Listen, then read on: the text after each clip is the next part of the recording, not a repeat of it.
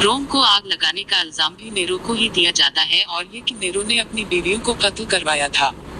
मुकम्मल तफसीलात से पहले आपसे दरख्वास्त की जाती है कि हमारे YouTube चैनल को फॉलो करें।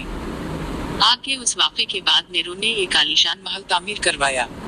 कहा जाता है कि उसमें एक गोल्डन रोम था जिसमें परताइश फर्नीचर और उस कमरे में खुशबू के लिए दीवारों के अंदर परफ्यूम के पाइप नस्ब किए गए थे। उस महल की तामीर पर वसी ज़खायर खर्च हुए लेकिन ये कभी मुकम्मल नहीं हो सका। एक ऐसा शहर जो रात के ढेर से निकलने की कोशिश कर रहा था, वहाँ के अवाम उस महल की तामीर से खुश नहीं थे, जिनसे बेज़ाहर ये कहा गया था कि इसे उनके लिए खोला जाएगा और वहाँ खेल और तकरीबात मुनक़्क़द होंगी। नेरो ने अदाकारी के लिए यूनान का रुख किया। नेरो को आलात मौसीकी लायर बजाने और गाने का शौक था। नेरो ने स्टेज पर अदाकारी भी की और शहंशाह का ये शौक सेनेट की नज़र में एक रूम रहनुमा के शान नहीं था।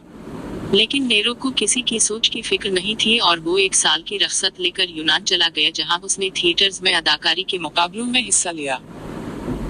कहा जाता है कि नेरो जब भी स्टेज पर किसी अलमनाक कहानी को पेश करते हुए हीरोइन का किरदार अदा करता था तो अपनी दूसरी बीवी पूपिया का मास्क पहन लेता था, जिसका बेज़ाहर मकसद ये था कि वो उसके कत्ल पर जुर्म के एहसास और गम में मुबतला है।